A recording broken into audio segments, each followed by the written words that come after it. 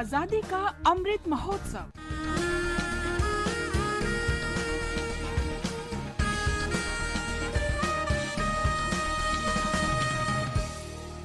आजादी का सफर आकाशवाणी समाचार के साथ एक राष्ट्र का उदय। भारत का गौरवशाली स्वतंत्रता संग्राम आधुनिक विश्व में घटित महानतम संघर्षों में से एक है।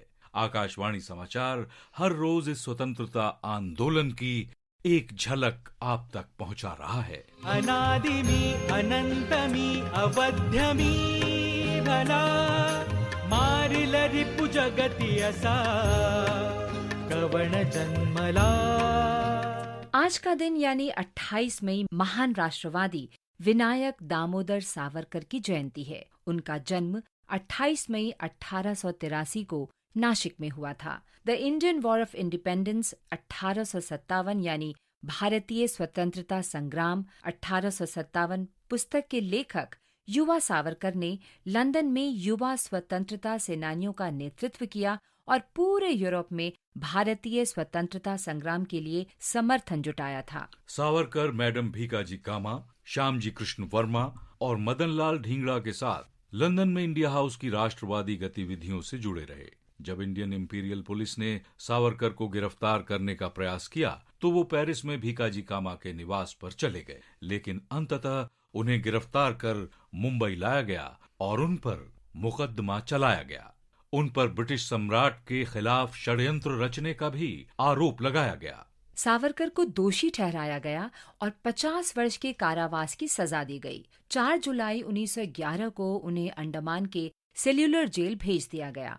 जेल में सावरकर ने हिंसा त्यागने वाले बयान पर हस्ताक्षर किए। 1921 में उन्हें रत्नागिरी स्थानांतरित कर दिया गया और 1937 में बॉम्बे प्रेसिडेंसी की नवनिर्वाचित सरकार द्वारा बिना शर्त रिहा कर दिया गया।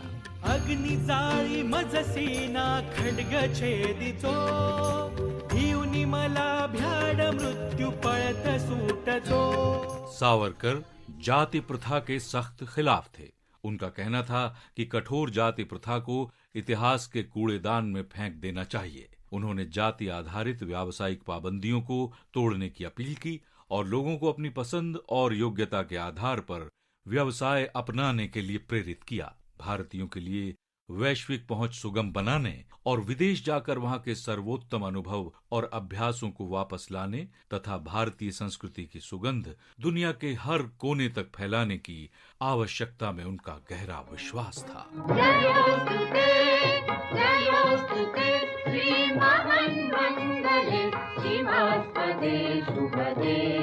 विभिन्न जातियों के लोगों के साथ भोजन करने को लेकर समाज में स्थापित वर्जना तोड़ना चाहते थे।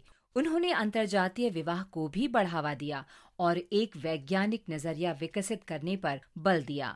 26 फरवरी 1966 को सावरकर ने अंतिम सांस ली। महान राष्ट्रवादी नेता विनायक दामोदर सावरकर को आकाशवाणी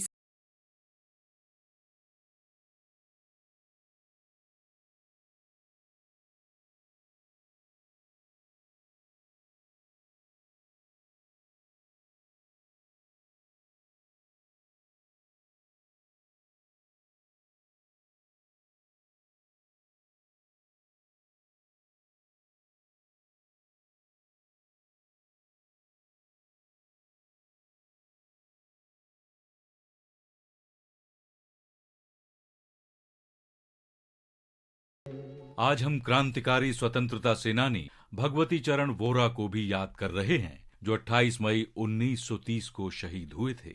महान क्रांतिकारी भगत सिंह के सहयोगी भगवती चरण वोरा की पत्नी दुर्गा देवी वोरा भी क्रांतिकारी आंदोलन से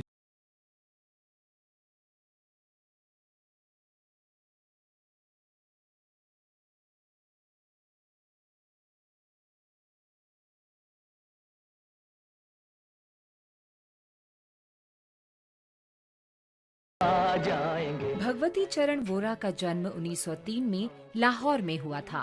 वे स्कूल और कॉलेज विद्यार्थी के रूप में ही असहयोग आंदोलन में शामिल हो गए थे।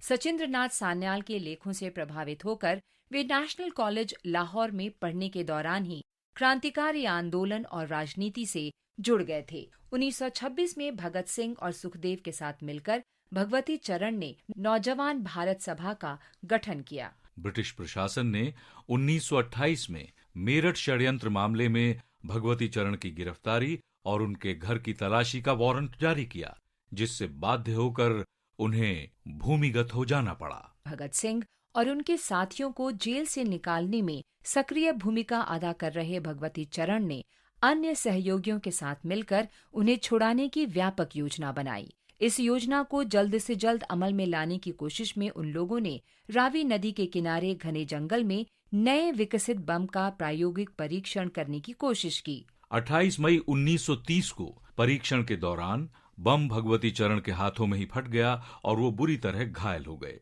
और उनकी मृत्यु हो गई। हंस के रुखसत करो हमको ऐ साथियों,